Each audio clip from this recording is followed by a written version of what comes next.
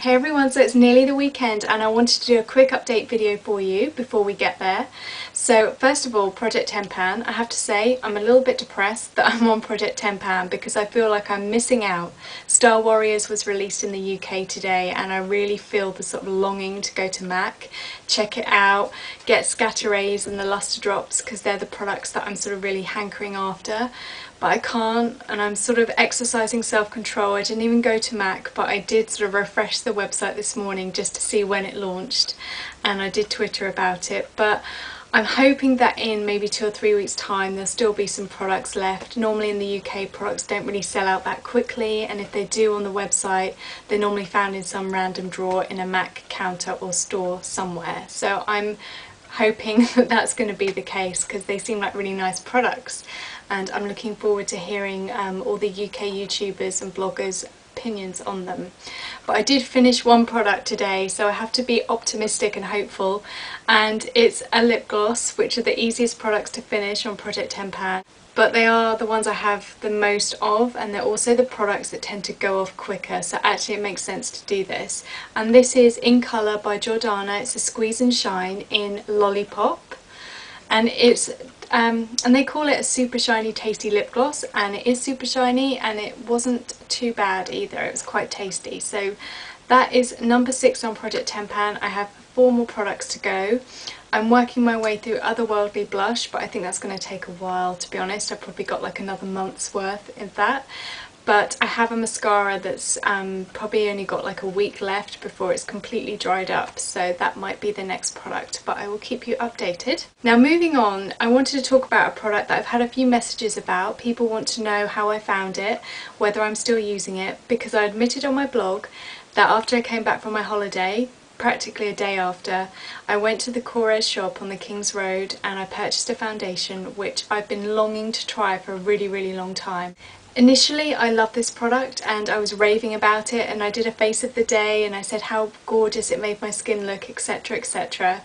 But then it started breaking me out, and it's happened twice now. I sort of tried it once, it broke me out, rested, skin back to normal, tried it again, broke me out, so I've given up.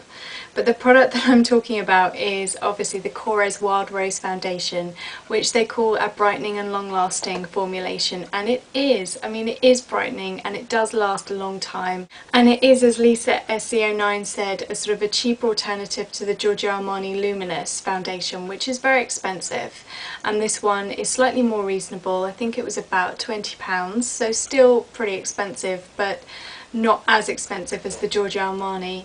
And there are a lot of positives about this foundation. The packaging I think is quite smart.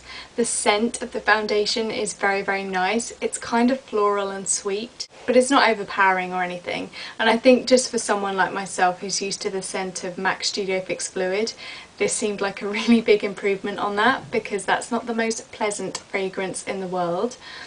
And I really like the way it went on. It reminded me of Makeup Forever HD in that you didn't need a lot, you still got coverage, but it still looked like your skin, so it didn't look heavy or cakey. And I would recommend it in that respect. It's just for me, I ended up getting horrible spots. I got 1 here, 2 here, 1 on my nose, which was a joy to conceal, as you can imagine, because spots on your nose are always more noticeable than anywhere else. And I got like a spot here as well. And then the second time round I got some spots on my chin, which really is my problem area, and if a product does not agree with me I will get spots around here, and that's what happened. And sadly I've retired the Corez and I'm going to donate it to a family member who's going to appreciate it.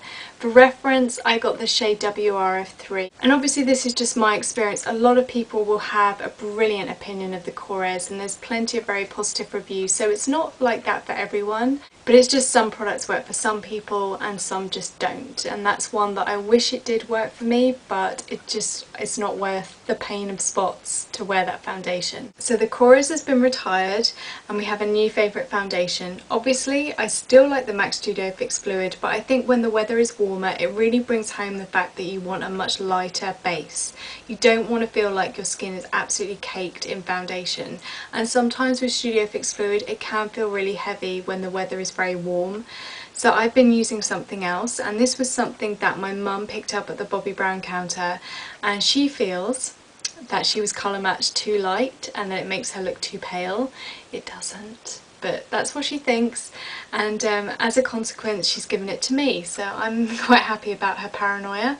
And it is the Bobbi Brown Moisture Rich Foundation in beige, and she gave it to me a while ago, but I didn't really reach for it because obviously I have quite a few foundations that I was using, and I've been using it the last week, and it's such a nice foundation. It's akin to a really good coverage tinted moisturiser. That's how it feels on the skin.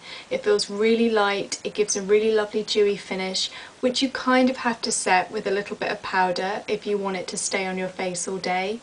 But that's the only downside to this foundation. It goes on really easily. I generally use my fingers, or I do have the Sonia Kashuk blending sponge as well, which I have sometimes used. But whether you use a sponge or fingers or a brush even, you're still left with the same finish on the skin, which is a really luminous finish. And it makes your skin look plump and moisturised and glowing, and I think that's a good thing in the summer. I think that's something that we should strive for. And I typically use one pump for this, and that does it all.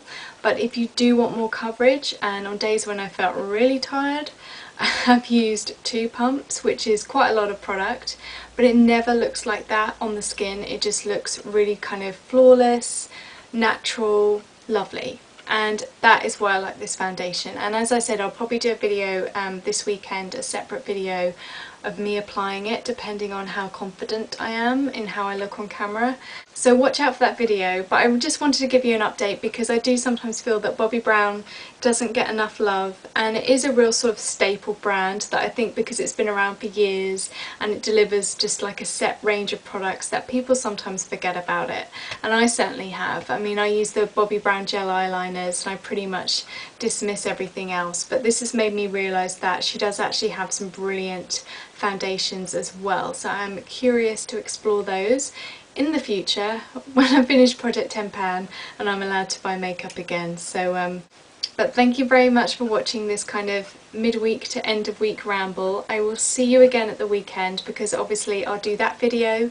I want to mention the Makeup Forever Full Cover Concealer, which a lot of people have been asking about. Another fantastic product, much better I think than the Kevyn Aucoin Skin Enhancer, which is like twice the price.